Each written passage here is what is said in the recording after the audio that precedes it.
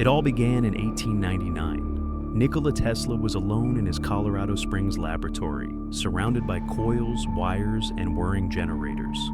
One night, while experimenting with his high-frequency radio receiver, he heard something he couldn't explain. Not noise, not static, but rhythm, a pattern, signals from space.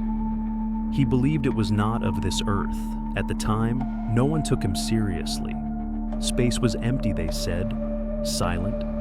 But Tesla was convinced someone or something was transmitting to Earth.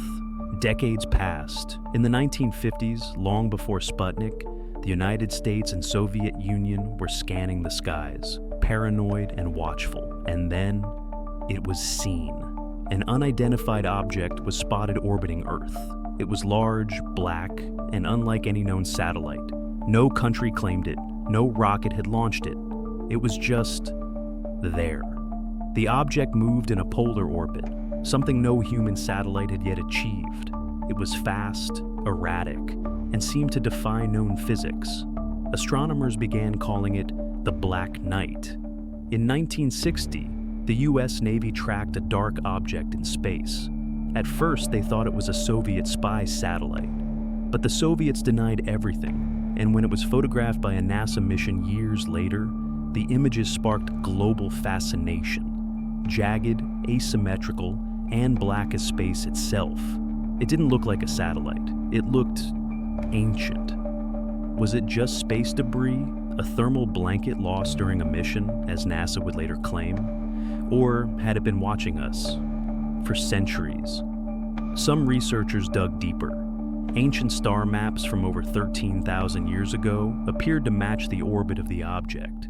A Scottish astronomer, Duncan Lunan, studied radio echoes and concluded they contained a decoded star chart, pointing to the Epsilon Beta star system. He believed the object was an alien probe sent millennia ago and now orbiting Earth, watching, waiting. And then came the message.